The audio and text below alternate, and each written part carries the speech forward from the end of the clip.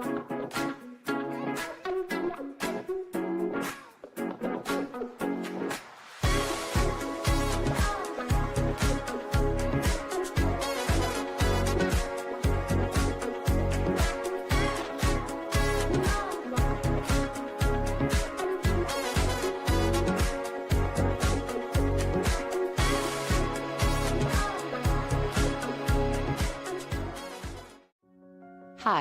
I'm Jennifer Potter, Executive Director of Be Well Texas.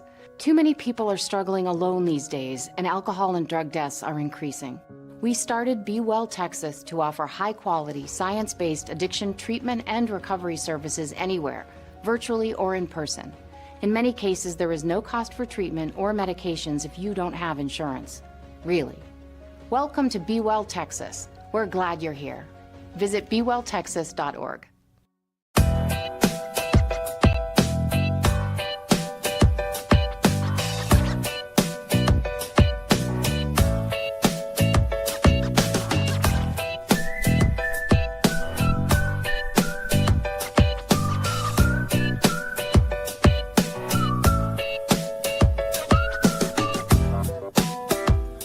Hello and welcome back to March 2 of the Pod, presented by Eternal Roofing. We're back. We had a little break last week. It's magazine season. Every now and then I need a break.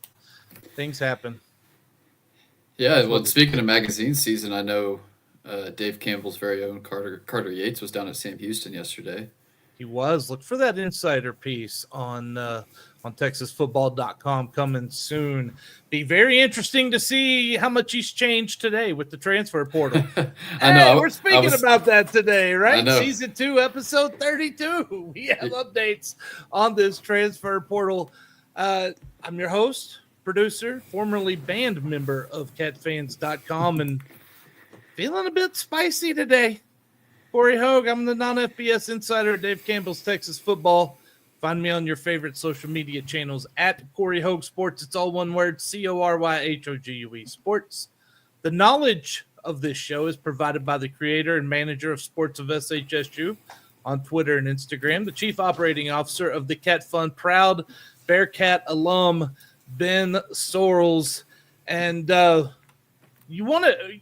I know I'm feeling a little like I got things a little aggravated, right? Oh yeah, no, I know. A little aggravated about things, and there's some things that have been kind of getting under my skin with the Bearcats, but it just kind of feels like some things are going to come out today. Yeah, Corey's rants. Oh God, yeah, get ready. We're going to be here a while.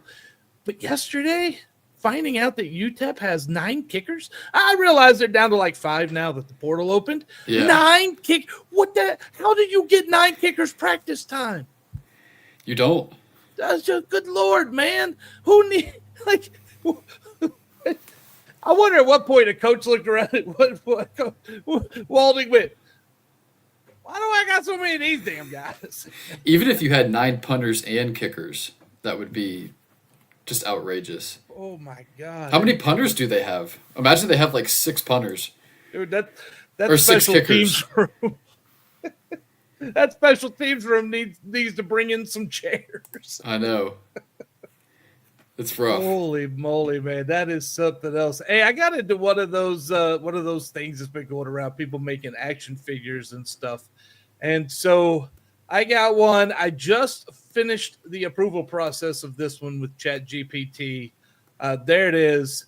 This will never, ever be made or see a store. So I just want to make sure that's known out there. No one will ever want to purchase one of those things. And who can blame them, Ben, really? I would buy one, but I might be the only one. Well, that's true love, man. Hey, Jason Blockett chimes in right now. I'll watch it over on YouTube. Can't imagine the Liberty baseball coach would be able to handle 9 kickers. I mean, he can't handle one starting pitcher. No, geez. Well, and some teams at least have pitchers. Some don't. We're going to get into some of that today, too, because we're talking the transfer portal. We're talking about the softball. They're getting better. They're surging. We have some positive news. Then we're going to talk baseball. And hey, did that team quit? Has the team quit? And I got comments. I told you, feeling it. Feeling it today. Ben, I think we need to hear a word from our sponsors over at Eternal Roofing before I truly say something that's going to get us canceled. You know what I mean? One thing at a time. One thing at a time. Here it is. Let's get to it. Word from our sponsor, Eternal Roofing. Eternal Roofing and General Contracting is your choice for integrity work in the Texas Hill Country. Taylor Andrus and crew provide experienced quality roofing services with a mission of roofing with faith, serving with integrity, and sheltering homes in the spirit of stewardship. Don't just take our word for it. Here's what satisfied customer Pamela Allen had to say about Eternal Roofing. They did a great job on our patio roof, came out quick for a quote. The quote was very reasonable, and they started and finished work well and quickly. Not a bad thing to say about Eternal Roofing. Give Eternal Roofing a call today at area code 830-251-5673 or area code 936-215-8539, or you can email them taylor@eternalroofingtx.com. Very thankful to have Eternal Roofing, and we'll be more thankful if they hang around next week. Getting started today, that transfer portal opened. I talked to 5 coaches as the portal opened, and Ben, I'll tell you that there's a lot of things that I've talked about over the last few weeks about what's happening with the portal and some of the things going in. And I have theories that I will share on why we're seeing such an influx of talent into the portal right now. Like, I know the numbers are in the thousands, and I think I have an idea as to why that is. There's more than one reason. I will say that. But Yeah. I talked to one coach from a Division II school who has struggled to win games. We'll say that. That's being nice. And he said he had a guy come in and said, "Coach, I want to enter the portal." And he told him, he said, "Look, if you're not a starter here, where the hell are you going to go?" Down, yeah. If Well, anything. yeah, like, I mean, there is some of that to this portal. But before we get into some of Corey's theories that nobody really wants to hear, probably anyway, we have commitments. There's good news. Always start with the good news. Sam Houston has some commitments for out of the portal. Ben, tell us who they've gotten so far. Yeah, I think we'll start off with probably Davion Green, Palomar Community College out in California. That's where he's coming from. He was a JUCO All-American out there, had a really big season. I think it was 9 interceptions. And the corner spot I wrote last weekend on Cat Fund, Alonzo Edwards over from Texas State. He's played a lot at this level, and you kind of know what you're going to get out of him. And then you've got a younger group behind him, guys like Jalen O'Neal, Joe Swin, Chanson Prox, guys like that can maybe prove themselves, but haven't played a ton at this level just yet. So it's good to get another veteran into the cornerback room and a guy that could compete for a starting spot. Iman Allen is another name to watch, but he plays a little bit of nickel, a little bit of corner. So good to have a little more depth at the corner spot. And I think you got to feel decent about corner. That might be the most, well-stocked position on the defensive side, at least right now. So good to get another person there and add some more depth. It's always important to have a deep back end. Yep. In football, Ben, in football. Okay, is that all the commitments they've had so far? No, so that's the first one. Okay. Linebacker Jacob Robinson. He played safety at Tyler Junior College last year. It looks like he's making the transition to linebacker. That's what a lot of guys are doing, kind of like how Kavian Gaither did a couple of years ago for Sam Houston. So that's a position you really need depth at. Right now, you've got 2 pretty good starters in Antavius Fish from Akron and CJ Johnson, who returned from last year. But besides that, don't have any proven depth behind him. So good to add a piece there.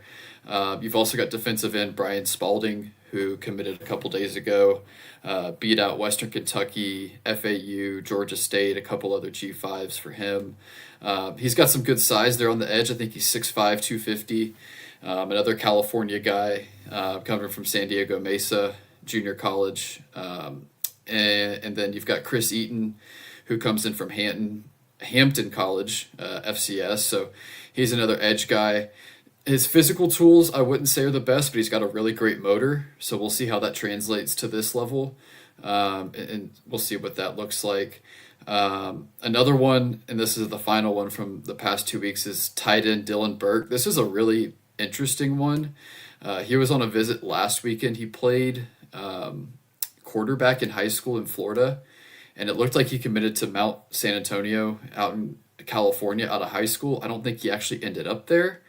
It did look like he played football last year, but now he's back playing and he's at tight end. So that's an interesting one. Heard he's a walk-on, so some depth in the tight end room. Tight end room is pretty good as is. I like the pieces that are there. So Davion Green, Jacob Robinson, Brian Spalding, Chris Eaton, Dylan Burke. Those are 5 guys that you've picked up commitments from over the past week or two. Well, there's been some losses, some guys at least entering the portal. Let's go through some of the big ones, because there are some that are a bit concerning to this fella right here. Yeah, we'll get into it.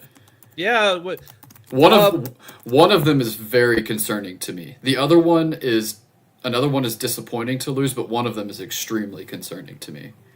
I am very concerned if you're losing anything on the offensive line. Yeah, so you're referencing Orion Irving. Yeah, that's the one that I would have loved to have him stay, but you return your 2 guys that started at left tackle last year.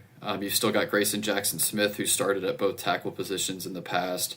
You're bringing in Kevin Kalanji from Maryland, who can play both tackle positions. So you've still got 4 or 5 guys there that you feel decent about, but Orion Irving was an established starter on this line for the last 2 years, and I would probably rather have him over some of those other guys, but I think he'll be okay. But like you said, anytime you lose depth and quality on the O-line, it's not good. So why is he in the portal? Was he told he's not a starter? Was he told that he's not going to have a place here? I mean, look, guys who are starters like that, there are other things. So that's one option. I'll tell you what I'm also hearing. The other option is, and this is going to shock everyone to hear, that there is tampering going on in college football, but it's backdoor tampering. And man, I have got to get off the backdoor stuff today.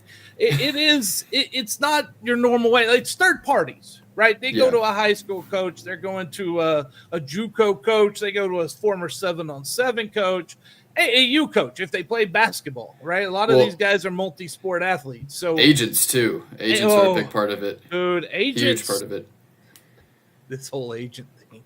Yeah, see, this is where you're going to get me going.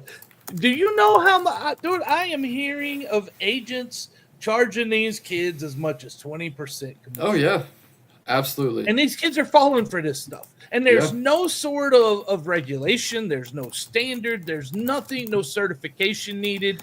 Right now, the NCAA has just let it go all Wild West. And there's ways to rein it in. There's they could do this. They could do this summer. Seriously. They could rein this in this summer if they wanted to get off their butt and do it. There I am on the back door again.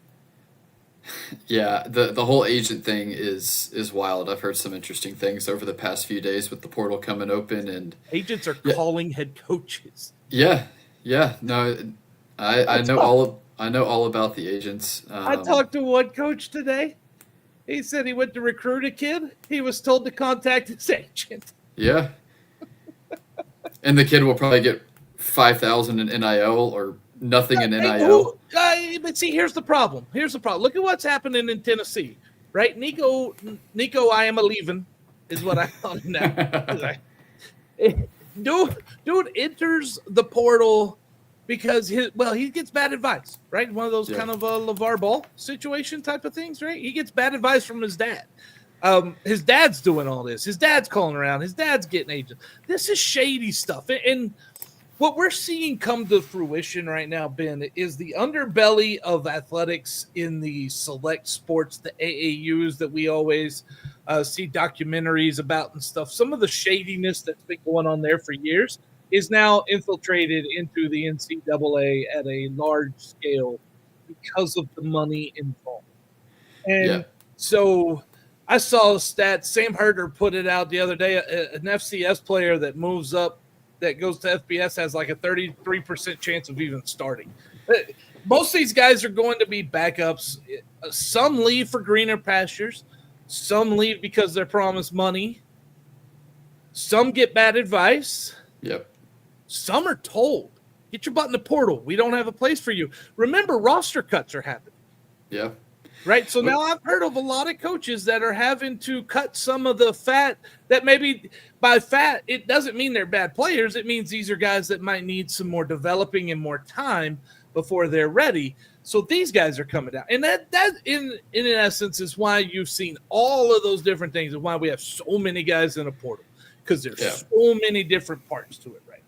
Yeah. Well, and I want to hit on two parts of what you said, which is a lot of good stuff. And the first one is that these agents require no certification, no training. No. It's not like the NFLPA or the NBA collective bargaining agreement kind of thing where agents have to be certified and go through courses.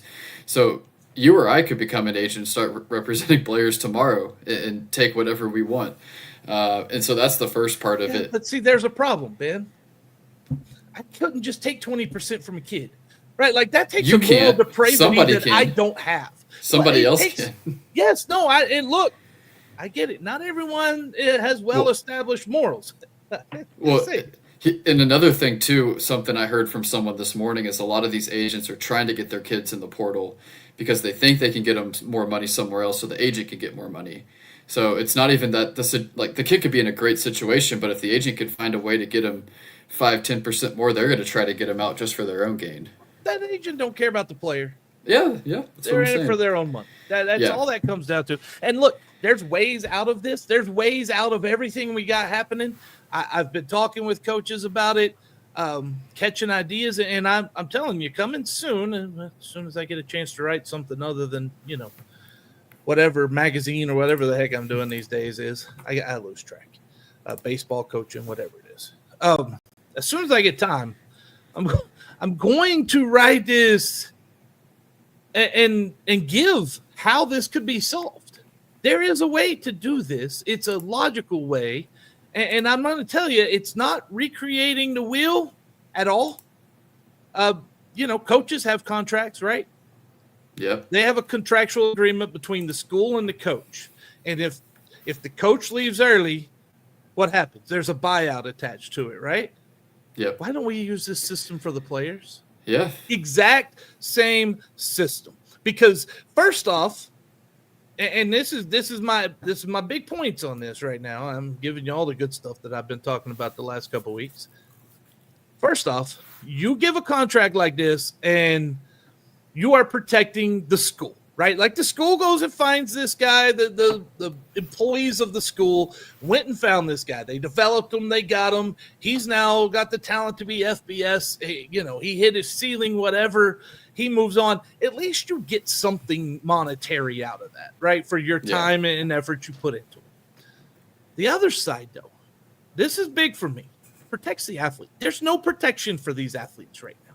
Absolutely no protection for the athletes. A school could walk in, you could have a player go in right now and head coach says, you're off the team. I'm pulling your scholarship. There's nothing the kid could really do about it. Right. So this would also protect the players too. And you know what? If you want to pull a scholarship from a kid, let's have a little buyout attached there too, right? Yeah. Make it fair. Yeah, and I think it would definitely help a school like Sam Houston because a lot of our guys and girls move up to higher levels. But I feel like you would also have to pay a buyout for maybe an FCS or D2 kid or whatever it might be. So it would go both ways. You'd have to manage. That would be a way of managing funds, right? Like that would be really interesting to track. Yeah, so it goes both ways. It would probably just mainly go one way where you're you're getting the buyout money, but there's also the scenario where it could go the other way also. And with Orion Irving, I think it could be a couple things. It's a very crowded room. You've got a big transfer coming in Kevin Kalanji that this staff is bringing in. Is he afraid of the competition? Well, and I was going to say the second part of it has to be, he's a really good player. And if he goes out on the open market, there's a chance that he could get some significant money somewhere, especially at a tackle position, which is one of the premium positions in college football. So it's probably one of those two things. And it's a new coaching staff too. I mean, some guys just don't gel with new coaching staffs, and that's part of Oh it yeah, too. and I think we're seeing some of that into the portal today. I mean, new staff comes in, maybe they don't treat people, or they treat people differently than the last staff did. And yeah, I mean, sometimes you just all of a sudden I don't fit there anymore, right? Right. Yeah. Well, and like Jaden Cardell, he's another one of the three names that came into the portal today. He went into the portal, came back, and now he's back in the portal again. And he would have been the starter. Yeah. So you can, and I don't know the punter market exactly, but there's not a ton there, I'm sure. So that could be a possibility with him. You never know. You never know. Chris Gilstrap, watching on Facebook, said college football is over as we all knew it. It's not for the love of the game anymore. Chris, I'm gonna say I disagree with you largely on this. First off, it takes a love of the game to go out and get your head bashed in. Right now, the game has changed. There is no secret about that. The game has changed. It will not be the same that we all knew. But these guys still love the game, right? Like that's one of the things yes, money's important. All of that matters, but especially at the levels that I cover now, and I understand that kind of negative attitude as you get up FBS and Power 4. But when you get down, there's a lot of people I see that are playing simply because they love the game of football. Yeah, I see both sides of it. I think money has definitely made an impact on player mobility and just a bunch of the logistics of college football. But I heard someone say a while back, when you show up to the stadium on a Saturday afternoon or night, the tailgate's still there, the music's still going, the band's still there. Like it feels the same, even though everything around it's a lot different. So I see it from the end that, yeah, money has changed a lot of things logistically and operationally, but when you show up to a stadium on a Saturday, things still feel the same. It's still college football. It is. Look, at the end of the day, you got to do it for the love of what you do. Any job you have, right? Like college football is a job. And it has been a job. We shouldn't act like this wasn't a job, until 4 years ago. It's been a job. Right. It's required a lot of commitment and a lot of love of the game. That still has to be there. Now there's just, there's been a fight for some monetary things, and some of that's been approved and some of that hasn't. But, I talked to a coach today. He's as old school as it gets. He's like, Corey, you can complain about the portal, you can complain about the tampering, but listen, it's all a part of the game, right? And if you don't find a way to use the portal to your advantage, then you're going to end up getting fired because of losses. Yeah. It's just the reality of college football today. And then, as other coaches say, when you start talking about tampering and things like that, I had coaches go, look, nobody wants to open that door. You don't want to open that door because everybody's got the skeletons back there. Yeah. I mean, it's adapt or die. That's what it comes down to. That is. Yeah. That's almost the world we live in now. It's almost like a Hunger Games. We are a podcast on the Republic. Yeah. I was going to say, too, that there's two other names that hit the portal. Oh, Silas Gomez. Who, I mentioned Jaden Cardell, the punter, which is it's a big loss. Yeah. It's a big loss considering you don't have the kicker position locked down going into next year because Colby Sessoms isn't with the team anymore. That was a Cat Fund exclusive about a month ago. But you also lose Silas Gomez, who wasn't really going to be in the mix for a starting job here, and I think he's a guy that could go be a D2 or FCS starter somewhere. So I'm glad that it's weird to say I'm glad he's leaving, but I hope he gets an opportunity somewhere because I think he's talented. And then the one that I don't think he's FBS talented, though. He could go be a 2 or 3 somewhere, but yeah, I think if he could go be an FCS starter, play. Right, which is fine. I hope he does. But the one that really, really concerned me was Matthew Arabasala going into the portal. He was a starting defensive tackle for the first 4 games last year.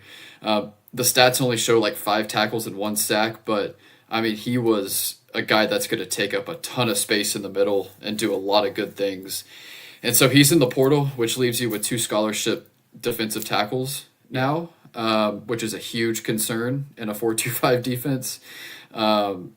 and he's still coming back from that fractured fibula, hasn't really gone through a ton in spring from what it sounds like, but a guy that you would have relied on very heavily this year. So I think that's a big loss. You can't judge a defensive tackle by stats. Right. Because they which clog up so casuals much, will do. right? It's how many guys are blocking them. That's how you judge a defensive tackle. Right. Yeah, and he was just a guy who just takes up space and was stopping the runs. So, a big loss there. A guy that would have been a starter for you this year. Well, that is concerning. I wonder how much of that, the injury, the recovery may have been played in some of that as well. But it is, look, defensive line, offensive line, I hate to see people go from there. And we saw one from each side today. And that to me is not pretending well for this football team. And I think, you know what? Where's your positivity meter for the football team at this point? On a scale of 1 to 10, it's probably like a 3. I love the offense. I think it's a 30-ish point per game offense, maybe like 35. But with the way the defense is shaping up, even if you are scoring 30 to 35, you might be losing games by 10 to 14 points. I have soured on this football program tremendously in the last few months. Yeah, I don't like what I'm seeing. I'm not nearly as bullish as I was a couple months ago. Well, and even a year ago, like you got, but positivity meter of 3. Yeah, I think what I'm thinking is right about on that too, right? Like, yeah, I am fat, and that 3 is fading, right? Like it ain't going up right now. Well, it does not feel good around that program at this moment. Right, and I could maybe get to like a 4, possibly a 5 if we had next year's schedule or last year's schedule this year. But you've got Texas and Oregon State and UNLV and a trip to Hawaii. It is a very rough non-conference schedule, and it's going to be hard to find wins this year. Yeah, I mean, Western Kentucky, UNLV, Hawaii, Texas, those are all trips. New Mexico State, that's on the road. Well, right. Another thing too is some people might not think it's a big deal, but you don't play a single home game all year. You've got to travel to every single one of your games. And even when you're playing in Houston, the team is staying in Houston the night before, so it's a 2-day trip. So you've got at least a 2-day trip for every single game, which, I mean, it's exhausting, I'm sure. It's hard. It is. Now, and this is one of those areas, this is when you want a KC Keeler. I don't think we have that type of coach right now. A guy who's going to turn that negative, and he's going to find a way to use that to motivate the guys for the season. I'm not sure we see that right now. Yeah, you have to win with culture at Sam Houston.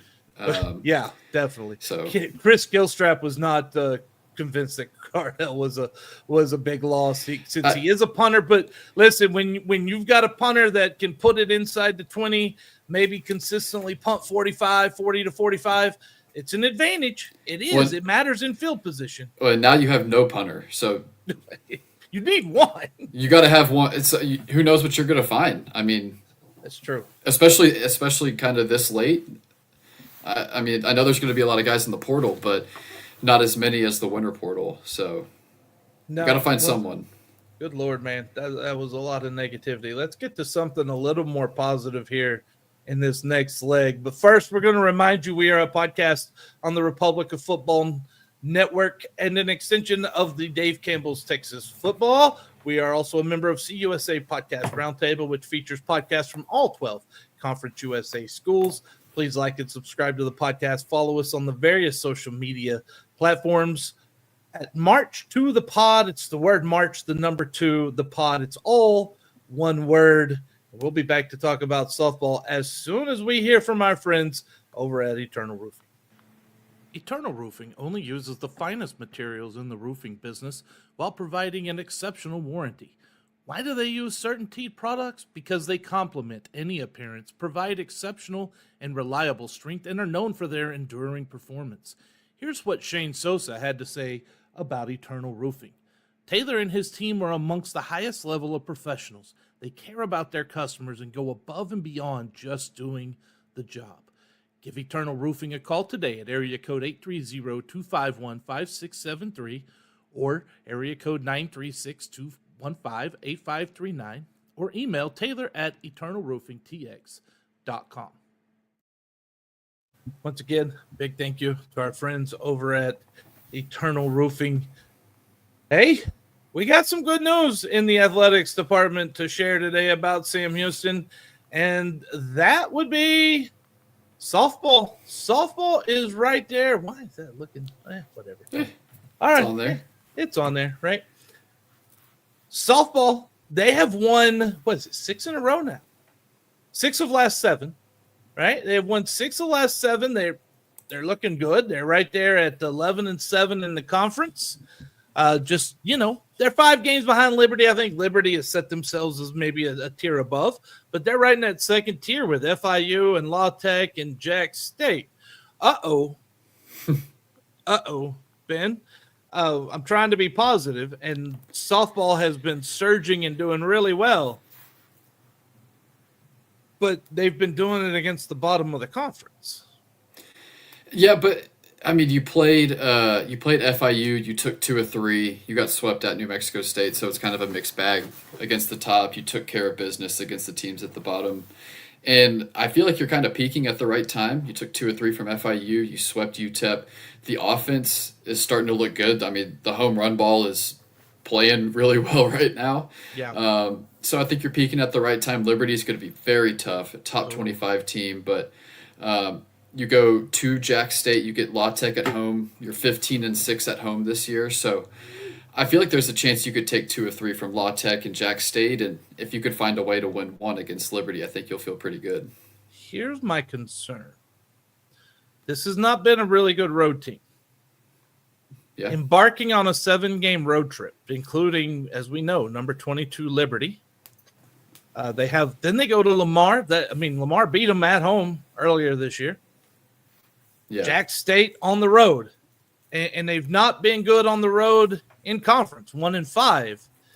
It's been a struggle on the road. They have 3 games left at home. Maybe they could take 2 of those, but at this point, and I'm telling you as a guy who understands how much momentum matters when it comes to sports, to the bat and ball sports, if they go out there and they lose 5, 6 of 7 after having won 6 of 7, you kind of lose all that momentum that you've gained already. You do. So it's definitely a critical couple of weeks. Like I said, I think you got to win 1 against Liberty, and then you've got to find a way to win on the road, especially with the conference tournament not being at your home stadium. So you got to find a way to build some confidence and build momentum on the road, and you've got some big opportunities to do it. It's at Bowling Green. Like, everybody's going to be on a road there because, they're not that good this year. Yeah. Just saying. Okay. Let me ask you, out of the last 10 games, they've got 10 games left. 9 of those are Conference USA and then at Lamar. How many of those do they win? I'm going to go probably 5-5. Really? And I would feel pretty good about a 5-5. 1 against Liberty. We'll just say 2 against La Tech, 2 against Jack State. Maybe you go 1 out of 3 in one of those series and pick up a midweek win. So I would say 5-5. I would feel pretty good about. You're first off, you're praying for a win at Liberty. You're just, Yeah. Can you? Yes, but that would kind of be like a steal, right? Yeah. I think if they get 1, and I'm going to go ahead and say they get 1 at Liberty. If they get that one there, they go to Beaumont. They pay back Lamar. I think they're a better team than Lamar. They can use some of that to go to Jack State. I think they get at least 1 there. I think they have to get 1 there.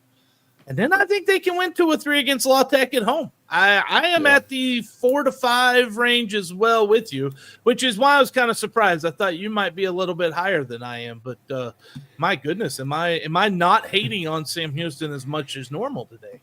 Well, I think 5-5 is reasonable, and that ends up with a 28-win regular season, and you'll probably draw a decent matchup in the first round, get close to 30 wins. Which for this softball program, which has historically struggled, it would be a really good year. Now, Corey, if they go 8-2 to finish this year, are we talking contract extensions? I think you have. I think you have to start talking about it. Yeah. I think you have to start talking. If you go 8-2 against these 10 games, yeah. And it's still a very young team, especially on the pitching side. Very young. None of the arms are graduating going into next year. So I really like what Garrett Vallis has built. Obviously, you've got to retain it, but I think he's doing a really good job. Yeah. No, I give him all the credit. He has been fantastic. I'm crying not because of the softball team, because 28 wins would sound great if you didn't have 29 losses on the baseball side right now. I was wondering what you were cracking up about. I'm like, a 28-win season's pretty good. Hurts my heart, man. That baseball team is, and we're going to get into that. I know we've been beating the dead horse, but wow. Yes, give this softball team credit where it's due, and the coaching staff is a lot of it. They've brought in some talented players. Like you said, they are also very young, and I think that is something that they can really hang their hat on. And you might even, if it's a 5-5, you're gonna, and then they do well at the conference tournament, I think you got to think about possibly extending that a little bit, that contract a bit. Yeah, but I think he's definitely earned another year next year, regardless. I hope so. What are we looking at? Yeah, and just to highlight some of the players, Jenny Robison was Conference USA Player of the Week this week, had 2 go-ahead home runs in the sweep against UTEP. Bella Perez just continues to rake. Maybe the best defensive catcher in the conference, and she's hitting 300 with 11 homers. And she's only a sophomore. So, and then Abigail Young and Amy Abke in the circle continue to pitch really well. So Abigail Young is one of those cases this year where, and we'll put it on the screen here if you're watching, this way you can see it. She is one of those cases when you look at Abigail Young that the win-loss record does not tell you how well she's pitching. yeah, 12 starts. and she's only a sophomore. Only a sophomore. I looked at that too. 1.64 ERA, 1.2 whip, which is incredible. 12 starts, 6 complete games, a save, 70 hits in 76 innings, 18 earned runs, 22 walks, 44 strikeouts. Those numbers are incredible. The batting average against might be a little bit higher than I would like to see with those numbers, but 5-5 does not tell you how good Abigail has been. Right, yeah, and just to continue to point towards the youth, I mean, Amy Abke's a sophomore, Tiffany Sanchez is a freshman, Kendall Daniels got multiple years left, so a lot to be excited about this pitching staff, but Abigail Young has really taken a big step forward. Amy Abke has very similar numbers to what she did last year, which is still great for a freshman and sophomore, but Abigail Young has taken a big step forward this year, which is really good to see. Well, I'm glad we had some good news to share. Yes.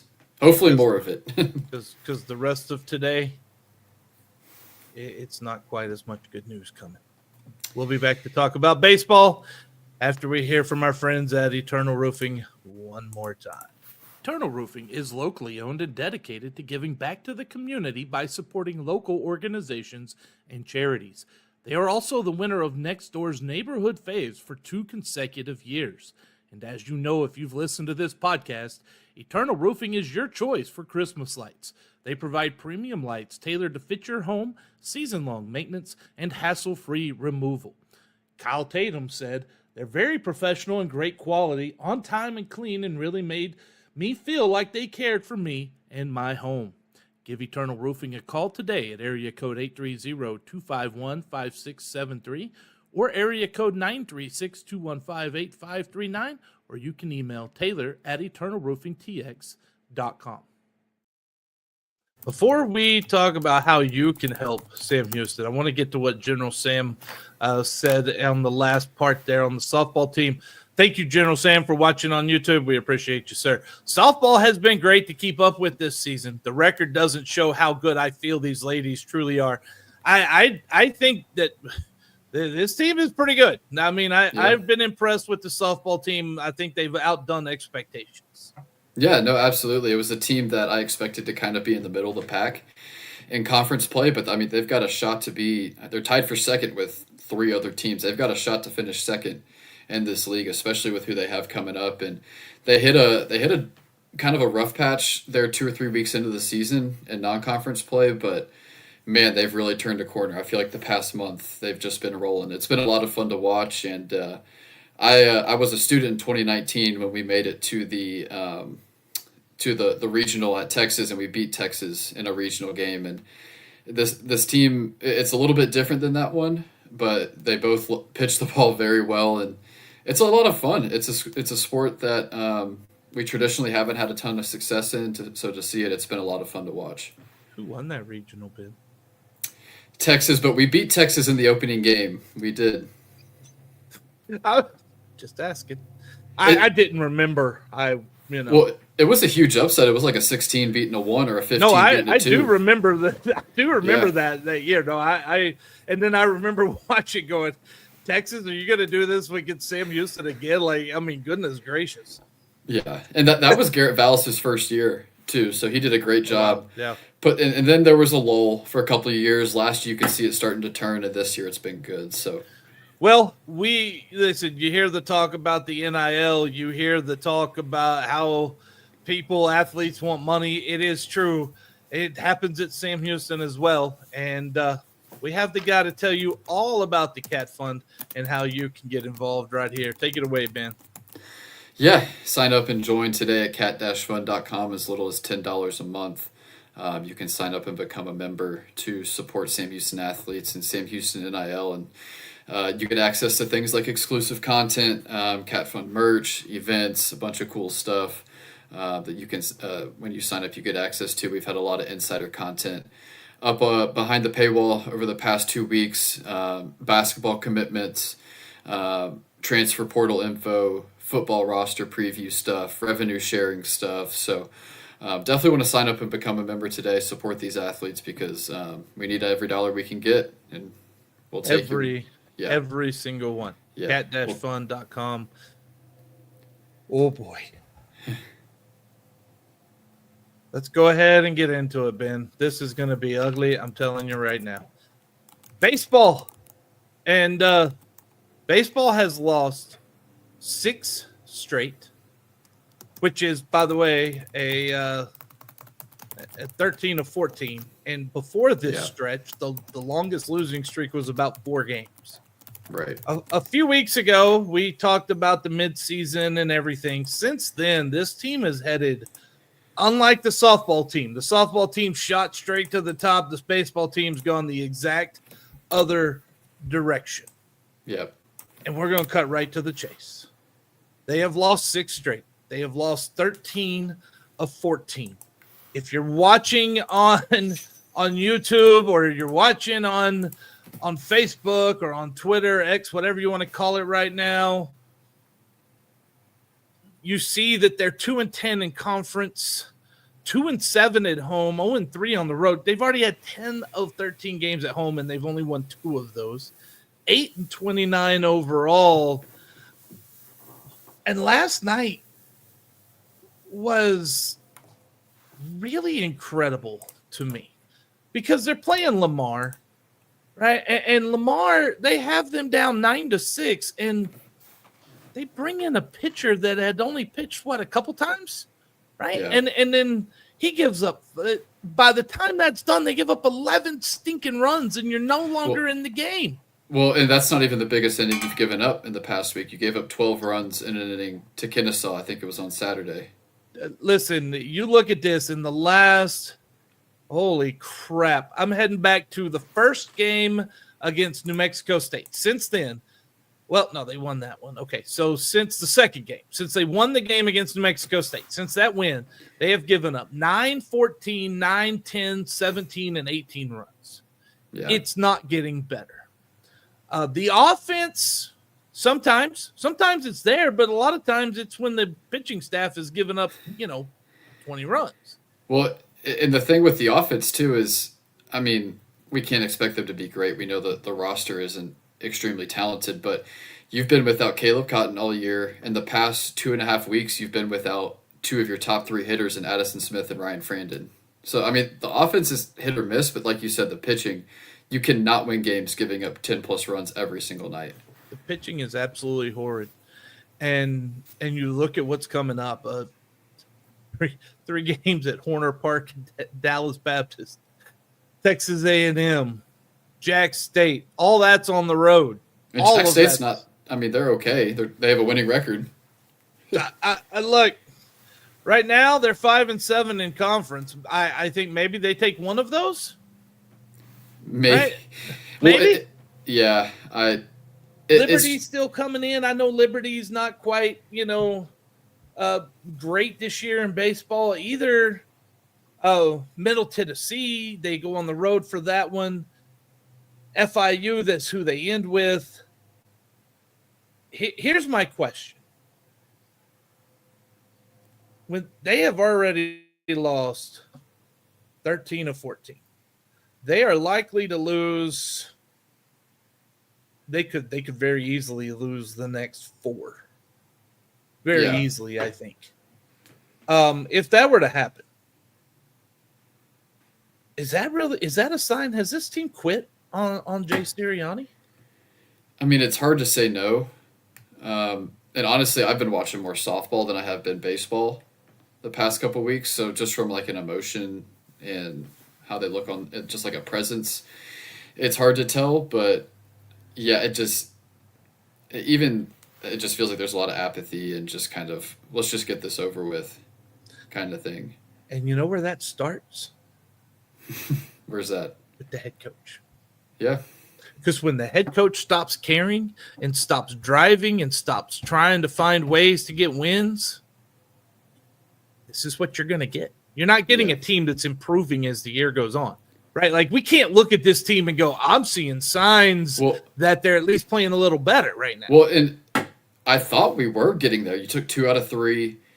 I think it was from Abilene Christian, and then you beat you took the last game from Abilene Christian, and then you won the doubleheader with U of H, and I think you won another game shortly after that. And you were like, okay, you could see the pieces starting to come together to where they could be competitive in these games and win some of them, but it does not look like that now, and it just doesn't feel like they can put anything together. The offense might score 10, but the pitching's going to give up 18. The pitching might only give up 8, but you score 0. And the frustrating thing is your Friday and Saturday night starters have been really good for the past month. Noah Kendrick and Ryan Peterson have been like they're giving you 6 or 7 innings almost every night, but the minute they come out, it's 7 runs in the bullpen. It's 8 runs over the next 3 innings. It's just it's hard with the talent you have to be able to put things together. And I mean, the players may have that lies on the head coach. That's where I was going to come. So there's obviously not enough talent, but that's still on the coaching staff to be able to have the talent in the building to be able to win games. This is what I was worried would happen this year, that this team would just get so beat down that they would just quit. And it's a tough schedule. I mean, your non-conference is always tough. I saw a stat the other day that Conference USA is the 5th best baseball conference in the U.S. or in the country. Listen, man, if a team quits, it's because the head coach quit first on them. And when a head coach quits on his players, it's really hard to keep them around. You're not going to get them back. Right? Yeah. Negativity breeds negativity. And when that negativity starts to build in this program, and make no mistake, it is building. Yeah. Well, and it's a very tough ship to turn to, because obviously this season is a wash, but even next year, I mean, it's hard to have optimism going forward, regardless of what the circumstances are, just because it is a complete rebuild. There's probably a handful of pieces or a handful of guys that you feel good about going to next year, but you need a roster of 25. It's going to be 10 to 12 hitters, 10 to 12 pitchers kind of thing. There's a lot of pieces you got to put together.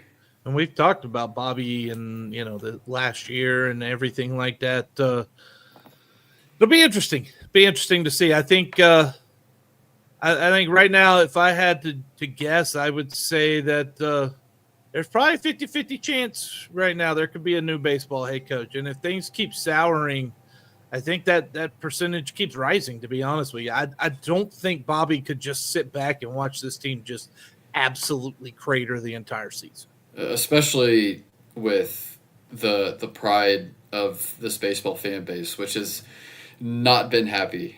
Reading No, they're Cat fans, social media, people I've talked to, it is not something that people are happy about that it's gotten to this point.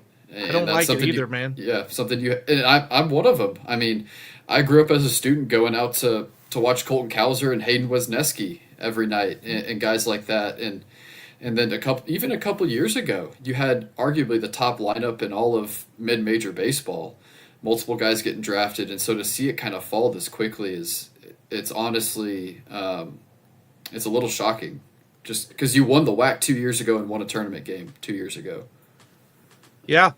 And by the way, Oh, you put it on there. look at that. Look at there, Ben. You brought it up. I had to go get it. Yeah, that was cool. I was sitting right there at the third baseline. I briefly met him at our auction back in January. He was super nice enough to come out and support the auction. So got to say hello to him, which was really cool. Great guy, and he's having a great season so far with the Astros, which is cool to see. I'm not sure how he found you. I mean, you're just standing out there in a bright white Astros jersey at St. Louis. Yeah. Well, I also yelled his name too. So That helps. That also helps get attention as well, especially a visiting player, right? Like, I don't know how many people are yelling Hayden's name out there. Right? well, yeah, the fourth or fifth starter for the team who just got traded here. He's not one of the bigger names, but yeah, super nice guy, and it was cool to get a picture because I never really got to have a conversation or really talk to him at the auction because I was just running around like crazy. Yeah, no, I saw that the other day. That's awesome, and it's still glad to have Hayden in Houston, right? Like have him home. It's nice to have him there. We're gonna give a bonus segment here that Ben is not prepared for, but hey, when the general asks a question, it gets answered, and the general wants to know: is there any word on men's and women's portal news? Yeah. So I'll start on the women's side. They are one of 25 teams in the country that does not have a player in the portal right now, which is great. I think Raven Justice has done a good job. 25 out of what, 340 teams, something like that? Yeah, 330, 340, something like that. So Jeez. roster continuity is huge, and it's a roster you were bringing about 60% of it back. So that's really good. I haven't heard or seen anything about visits or anything like that, but you don't have a ton of spots to fill compared to years past because you've retained, I think it's 7 of the 13 or 14 on the roster. So that's a really good sign. Men's basketball, they are at 9 scholarship players now. You've got 4 freshmen coming in. You've got 4 players returning. And then you've got the Isaiah Manning commitment. 2 of the things I know they're looking for, point guard. They need a point guard and need some scoring. Isaiah Manning's a good athletic long piece though that can play the 3 or 4, play good defense, scored a little bit, kind of a well-rounded player. And you bring Damon Nicholas back, who has some similar traits, but you need guards, especially a guy who can handle the ball. I am interested to see how much Kobe Coleman factors into this rotation next year. He was the starting point guard on the team that got second at the high school national tournament last year, and he made the all-tournament team against guys that are top 10, top 20 in the country. He was averaging 12 and 5 a night. And he's a true point guard, so I'm interested to see how much he factors in, but you've got to have at least one other point guard and probably a 2 guard that can score it. So those are some of the positions I would look for. Jalen Perry, Southern Indiana guard, is supposed to be on a visit. I think he averaged 14 a game this last year, shot it in the low 40s from 3. And then you have a Snow College JUCO up in Utah, shooting guard, who's supposed to be on a visit here soon also. So that's what I would look for on the men's basketball side, is probably a couple more guards. Little inside information this wasn't necessarily like a surprise to Ben so much because that he wanted to talk about that today, and I nixed it so I could bitch about baseball. Yeah, I did. I wanted to get some things out today. Yeah, And I wanted to keep it a little more positive because I think there is some positive momentum for men's and women's basketball right now. So, and negative Corey, man. Negative Corey. I was going to say Conference USA also. I think 14 of the 15 all conference players on the first, second, and third team are graduated or in the portal. And this league looks like it's probably going to take a step back from where it was this year. The 7th or 8th best league in the country will probably fall closer to the 11th, 12th, 13th, kind of how it was 2 years ago. So, I mean, if you could put it together a nice portal class, you've got a shot to compete, especially with Damon Nicholas coming back. Isaiah Manning's a good piece. You return a couple really quality bigs and Sheck Njai and Jackson Ford, CJ Beaumont. So we'll see. You still got 4 roster spots at least to play with, but I think there's a shot to compete in this league. Congrats to Lamar Wilkerson Yeah. at Indiana. Not congrats to guys named Dan. No. I don't talk about that fool. Yeah, I don't- but yeah, a big congrats to Lamar. I'm Yes. super happy for him. I actually got to see him play at Indiana this year. I think he had 18 points that night. It's an incredible atmosphere in college town. Got paid, which he absolutely deserves. So I wish nothing but the best for him, and I'll be rooting for Indiana. And we will not discuss anything around what else happened because that is a person that I do not allow to get inside at all. Yeah. We like wanna Lamar. Do what? And we like Lamar. Yes. Well, yeah. No, I mean we like Lamar. This has to do with my disdain for someone complaining about what he said, because this is probably a guy who couldn't find Sam Houston on a map if you pointed it out to him. Right. Anyway, want to give a big thank you to Ben Sorrells again, and a thank you to every one of you who are watching and listening wherever you are. Without you, none of this is possible. Thank you so much for joining us. We plan to be back next week. That's the plan. We'll see what happens because next week is writing week. Starting next Wednesday, I have 1 week to get everything done. It's not like you have a so lot we're of not teams to going to be cover. on next week. Exactly. Not because of writing, not because the command center just got into my ear and reminded me that it's my son's birthday Command Center. next week. And when the command center speaks, You listen. That's how you win awards, right? You listen, man. The command center sometimes a little crazy, a little out there with some little willy-nilly ideas about some crazy stuff. But we're going to take next week off and celebrate Gabe's birthday. How about There you that? go. And the Yeah. Flying Squirrels. I feel like I better do that. Yeah. No, we're the Space Cowboys. Oh, you're right. That's right. Oh, well, first off, Space Cowboys lost again. We lost 7-4 the other day. We have scored 8 runs, but that team is improving. That team, they might be first and second graders, but I can coach hard, dadgummit. They're making improvement in They are baseball, making which improvement. is some others aren't. 7th and 8th grade team, the Flying Squirrels. We knew it was going to be a tough year. You talk about talent-wise, we didn't have many returning, and we got all the junk left over that everybody else didn't want, which is fine. I always accept those people because you know what? When we go out and win a game, makes that much sweeter. Yeah. And we had a team, Iowa Park, always Iowa Park. We hate Iowa Park. Yeah. Nothing good comes out of Iowa Park. They had a coach twice call out the league president to try to get a rule clarification about some jazz, right? Dude, that was all I needed. That was it. From then on, I was trying to get in every one of those junior high kids' heads, right? I'm over there going, he don't want to walk you. He's got to throw a strike right here. Right? And then I'm telling the boys, I'm like, guys, watch what happens. Like, watch what I'm doing. I'm like, hey, 2-0, here comes the fastball. Dude tries to throw a breaking ball, right? Goes in the dirt. I'm like, Mind guys, games. are you watching what's happening here? That's funny. We ended up walking it off. Kid got a hit. The dad said he'd give him $100. This is how good our team is. The dad said he'd give him $100 if he got a hit. He got a hit. Last one. The dad was us off. expecting to keep the money, wasn't he? He really was. I turned around to him. I started showing him that money sign. I was like, "You get that out." Stay up. All right. Anyway, thank you again if you stayed to the end to listen to this. more power to you. Ben, we'll be back in 2 weeks. I'll figure that out. Until next time, Ben, take us out with some positivity for these cats. Yeah, eat 'em up, cats, and let's fan the flames this weekend and hope the Easter Bunny delivers some victories. Didn't I say enough about backsides? Now we're fanning flames.